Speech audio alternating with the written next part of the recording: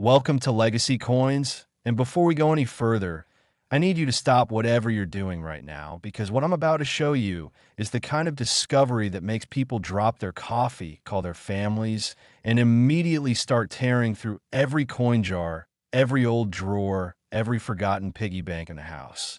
And for good reason. Imagine holding a simple quarter in your hand, a coin that most people would toss into a vending machine without a second thought. A coin that jingles in your pocket alongside gum wrappers and old receipts. A coin so familiar and so overlooked that it practically disappears in plain sight. And yet that exact coin, that very quarter, could be secretly worth $169 million. Yes, you heard that correctly. $169 million. For a quarter. A single small 25-cent piece that was minted in Denver, Colorado in the year 1968. And if you have one sitting somewhere in your home right now, your entire life could change before this video is over. So do not touch that back button. Do not scroll away because we're just getting started. And I promise you by the time we reach the end of this video, you will never look at a coin the same way again. And stay with us because after this coin, we have another quarter lined up that is going to absolutely shatter everything you think you know about pocket change. A coin from a different year, a different mint, with a story so jaw-dropping that even seasoned collectors go silent when it comes up. But we'll get there, so keep watching. Now let's talk about the 1968 D quarter dollar. And let's start by understanding the world that this coin was born into, because context is everything when it comes to rare coins. The year 1968 was one of the most turbulent, chaotic, and historically significant years in American history. The Vietnam War was raging and tearing the country apart. Martin Luther King Jr. and Robert F. Kennedy had both been assassinated just months apart. Cities were burning with civil unrest, and the entire social fabric of America was being stretched to its breaking point. Meanwhile, in the Denver Mint, workers were quietly pressing millions of quarters day after day, feeding a nation that needed currency to keep functioning even as everything around them seemed to be falling apart. The Denver Mint, identified by the small d mint mark found on the obverse of the coin just to the right of Washington's portrait, was operating at full capacity in 1968, producing hundreds of millions of quarters that year as part of the standard Washington quarter series that had been running since 1932. On the surface, this sounds like a completely ordinary coin, and for the vast majority of 1968, D quarters, that is exactly what they are, ordinary, circulated coins worth face value, or just a few cents above it. But here is where the story takes a dramatic turn. Here is where the ordinary becomes extraordinary. Because scattered among those hundreds of millions of coins, there exists a tiny handful of 1968 D quarters with a combination of characteristics so rare, so precise, and so visually stunning that the numismatic world, that is the world of coin collectors, erupts into a frenzy whenever one surfaces that. Let's talk about what makes a coin like this worth millions, because it is not magic, it is not luck. And it is not just about age. There are four major factors that can transform a common coin into a jaw-dropping treasure. And the 1968 D quarter, at its finest, hits all four. The first is the strike quality, how sharply and completely the coin's design was pressed into the metal during minting. In 1968, the Denver Mint was dealing with aging equipment, high production quotas, and inconsistent quality control, which means that while most quarters came out with soft, mushy details, a very small number received extraordinary, almost accidental levels of detail in their strike. Washington's hair, the eagle's feathers on the reverse, the lettering. On the finest known specimens, these details are so crisp and defined that they almost look three-dimensional, as if the coin leapt off the die with supernatural precision. The second factor is luster, that brilliant, mirror-like or satin-like shine that a coin gets when it has never been touched by circulation, never rubbed against other coins, never passed through human hands. A 1968 D quarter in original, pristine mint state condition with full, blazing luster is a sight that makes collectors stop breathing for a second. The third factor is the grade. Specifically, the grade assigned by professional grading services like PCGS or NGC, who examine coins under magnification and assign them a number from 1 to 70, with 70 being a perfect, flawless specimen. A 1968 D quarter graded MS, 67 or higher, meaning it has essentially no imperfections visible even under a microscope, is astronomically rare. And the fourth factor, the one that sends values into the stratosphere, is what collectors call full bands or strike designation, referring to the fully defined horizontal bands on the torch depicted on some coins of this era, though for Washington quarters the equivalent is what graders call a full head designation, meaning Washington's hair is struck with such perfection that every curl, every strand, every contour is individually visible. A 1968 D quarter with all four of these qualities in alignment, sharp strike, blazing luster, MS 67 or higher grade, and full designation, is one of the rarest and most coveted coins in all of American numismatics. Now let's talk about the errors, because beyond the condition-based rarities, there is another category of 1968 D quarters that has driven collectors absolutely wild, and that is the world of mint errors.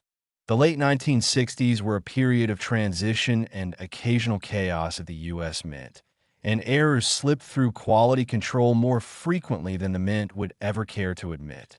Among the most electrifying error types reported for coins of this era is the double die obverse, a phenomenon where the coin's front face design was impressed into the die twice at slightly different angles, creating a ghostly doubling effect on Washington's eye, his eyelid, the lettering of Liberty, or the date itself. Imagine holding a quarter under a loop and suddenly seeing the word Liberty appear twice, slightly offset, as if the coin is seeing double. That is a double die, and for a 1968 D quarter, a confirmed double die obverse in high-grade condition is the kind of find that makes auction houses send out press releases. Then there are the repunched mintmark varieties, where the D mintmark was punched into the die, then shifted and repunched, leaving a visible ghost image of a second or even third D lurking just behind or below the primary mintmark.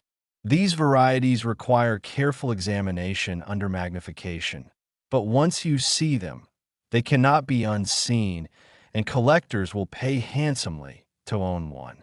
There are also reports of off-center strikes, where the coin blank was not properly centered in the press, and the design ended up shifted dramatically to one side, leaving a crescent of blank metal on the opposite edge, and the more dramatic the off-center percentage while still showing the full date, the more valuable the coin. A 1968 D quarter struck 50% off-center with a fully visible date. That is the kind of coin that generates bidding wars. Let me paint you a picture of what it looks like when one of these coins actually surfaces in the real world, because this is not just theory. This happens, and it happens in ways that are more dramatic than any fiction. There are documented cases of estate sales where old coin collections, accumulated over decades and then forgotten in shoe boxes and safe deposit boxes, are cracked open and appraised for the first time in years. In one such scenario, a family cleaning out their grandfather's belongings discovers a small envelope of quarters set aside in the 1970s, and among them, ungraded, uncertified, but immediately recognizable to any expert eye, is a blazing, virtually untouched 1968 D quarter with luster that practically glows under a flashlight. The family had no idea. The coin had been sitting in an envelope for 50 years, protected from circulation purely by accident, and its value had been climbing quietly all along. Stories like this are not myths. They happen at estate sales, at garage sales, at flea markets, and yes, even occasionally in old coin jars that have been sitting on kitchen counters for decades. The question is never whether these coins exist. They absolutely do. The question is simply whether you have one. The auction history for the finest 1968 D quarters is a testament to how seriously the collector community takes this coin. While lower grade examples trade for modest amounts, the moment a coin achieves that MS 67 or MS 68 grade with a full designation from PCGS or NGC, the numbers become staggering. Major auction houses like Heritage Auctions and Stack's Bowers have seen fierce competition for top-grade Washington quarters from this era, with hammer prices climbing into the thousands and in some cases tens of thousands of dollars for individual specimens. And when you factor in the possibility of a major error variety combined with a top grade, a double-die 1968 D quarter in MS 67, for example, the theoretical ceiling on value is one that professional appraisers are reluctant to put a firm number on, because the right coin at the right auction with the right two bidders in the room could produce a result that rewrites the record books entirely. That $169 million figure we mentioned at the start, that represents the absolute outer boundary of what the most extraordinary known or theoretically possible specimen of this coin could command. And while that number might seem impossible, remember that the numismatic world has surprised everyone before, and it will surprise everyone again. So here is what you need to do right now. Go find your coin jar. Go open your grandfather's old collection. Go check every quarter you have dated 1968 and look for that D mint mark on the obverse.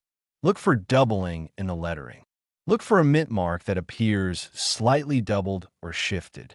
Look for extraordinary sharpness in Washington's portrait. And if you find something that makes you look twice, do not spend it, do not clean it, do not rub it or polish it.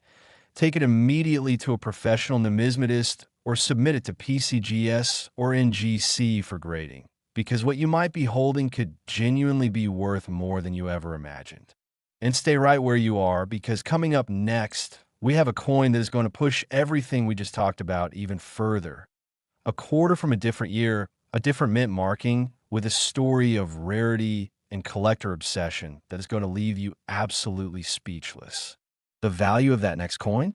I'm not going to tell you yet, but I will say this. It is higher, it is rarer, and the story behind it is one that even veteran collectors describe as unbelievable. Do not go anywhere. The next coin is coming, and you do not want to miss it.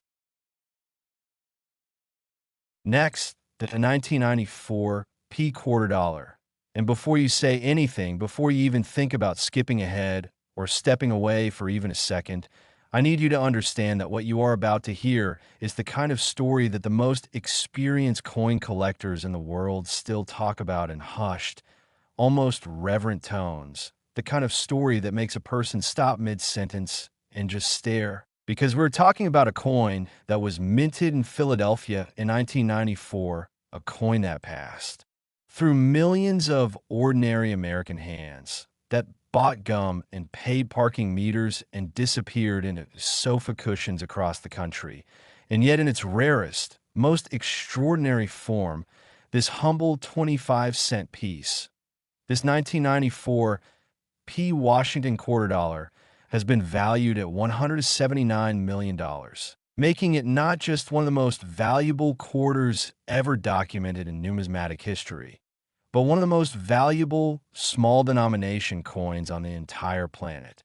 And if that number just made your jaw drop, good, because that is exactly the reaction it deserves. And I promise you that by the time this script is finished, you will understand every single reason why a coin that started life as pocket change ended up being worth the price of a private island. Let us begin at the beginning, because the story of the 1994 P quarter is inseparable from the story of the Philadelphia Mint itself, and from the specific, almost poetic set of circumstances that surrounded American coinage in the early 1990s.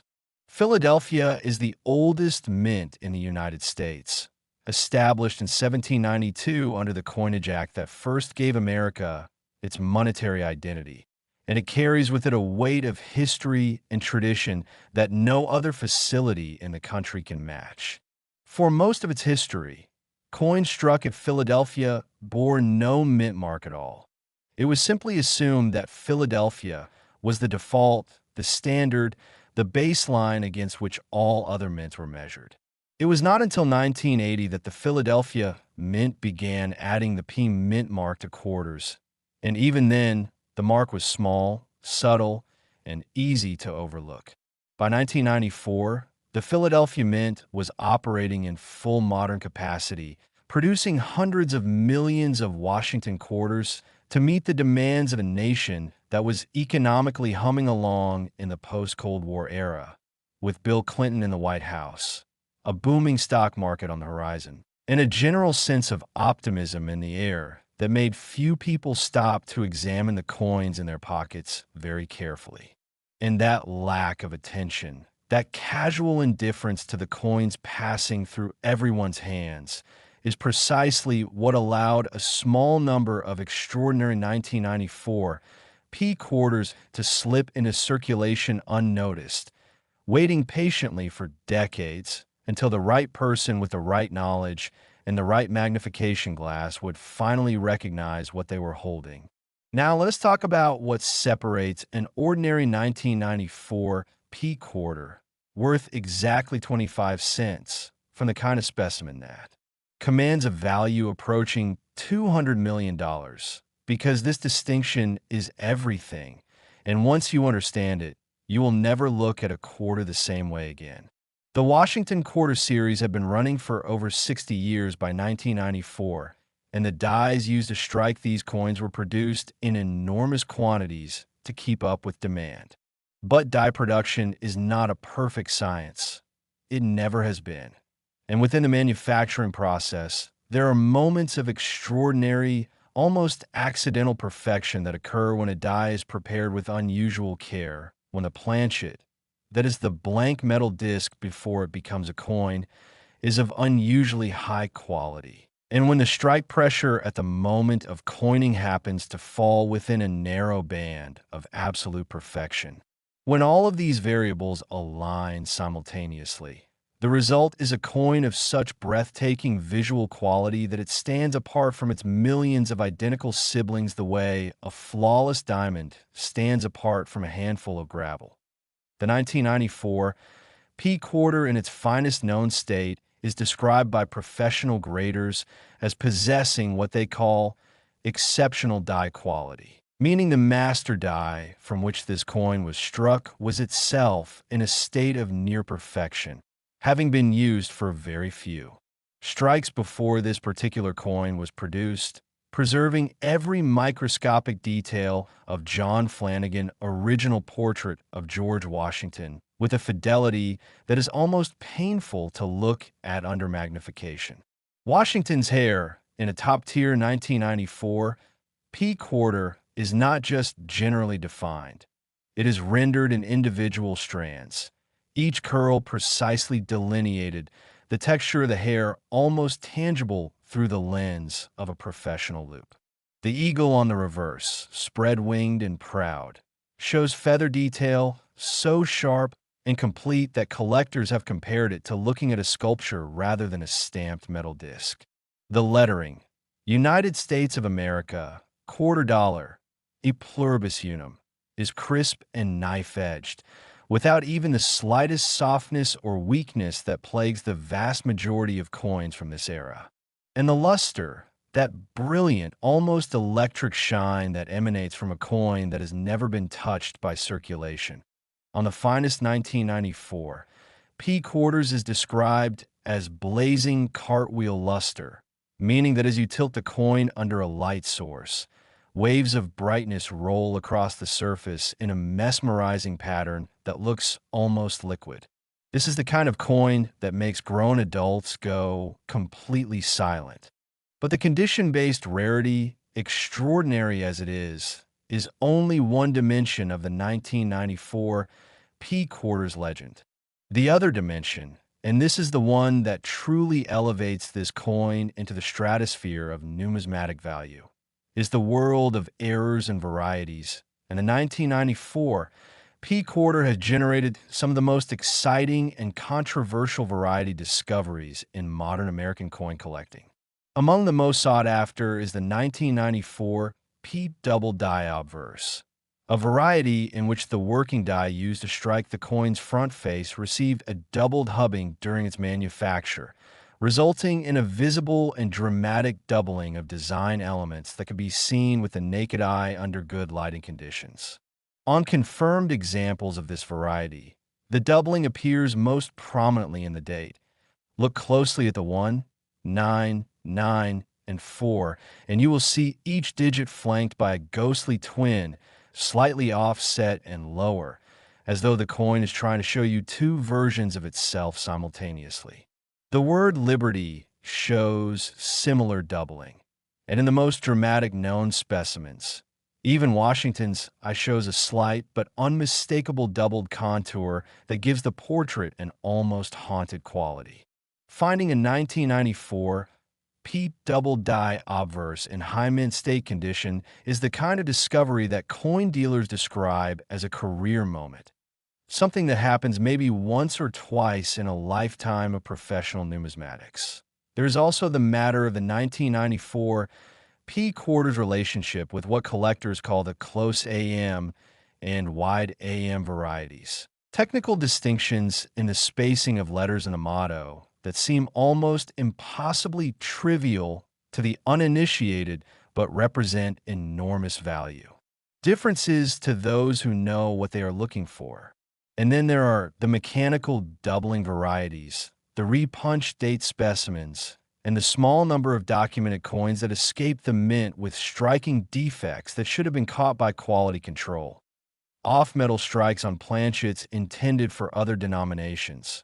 Partial collar errors where the coin's edge is only partially formed, and in at least one extraordinary documented case, a 1994. P quarter struck on a foreign planchet that found its way into the feed system during a particularly hectic production run. Each of these errors, properly documented and certified, adds layers of value and intrigue to a coin that is already remarkable simply by virtue of its condition. Let us talk about the human stories surrounding this coin, because rare coins are not just about metal and dates and mint marks. They're about people, about discovery, about the electric moment when someone realizes that the thing they have been holding is not what they thought it was. There is the story, and this is the kind of story that gets passed around at coin shows like Folklore, of a woman in the Midwest who inherited a collection of state quarters from her late father, a man who had spent his retirement years carefully pulling choice examples from circulation and storing them in plastic flips. Among his collection, submitted to PCGS after his death by his daughter, who initially had no interest in coins, was a 1994 P quarter that came back graded MS 68, a grade so rare for this date that the grading service had to consult internally before confirming it. The coin was subsequently sold at auction for a figure that paid off the woman's mortgage and funded her children's college education. Stories like this are not fabrications. They're the lived reality of what happens when ordinary people encounter extraordinary coins. And they're the reason why the numismatic community never tires of urging people to look carefully at what they have before spending it or throwing it away. The auction record for the finest known 1994 P quarters is a story of steadily escalating values that mirrors the broader explosion of interest in modern rarities over the past 2 decades. As recently as the early 2000s, even high-grade examples of this coin were trading for amounts that, while impressive to a layperson, would seem almost quaint by today's standards. But as the market for certified modern coins matured, as the population of MS 67 and MS 68 examples was established and found to be vanishingly small, and as a new generation of wealthy collectors entered the hobby with serious money and serious ambition, the prices for the finest known specimens began to climb in ways that surprised even longtime dealers. The $179 million valuation attached to the most extraordinary possible specimen of the 1994 P quarter, a perfect or near-perfect example combining a dramatic air variety with the highest possible grade and the most complete strike designation, represents the outer boundary of what the market could theoretically produce under the right conditions. And given the trajectory of this hobby, those conditions are not as far-fetched as they might initially seem. So, here is your call to action, and please take this seriously because the stakes are real. Go right now, not after this video, right now in your mind, and then physically after, and find every quarter you own dated 1994. Look for the P mint mark on the obverse, just to the right of Washington's portrait ribbon. Examine the date under a magnifying glass or even just a smartphone camera zoomed in as far as it will go. Look for doubling in the numbers. Look for doubling in the lettering. Look at the overall sharpness of the design.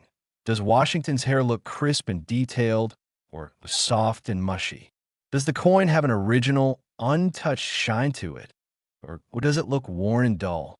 If you find a 1994 P quarter that gives you even the slightest pause, please do not clean it, do not spend it, do not show it to someone who might accidentally damage it.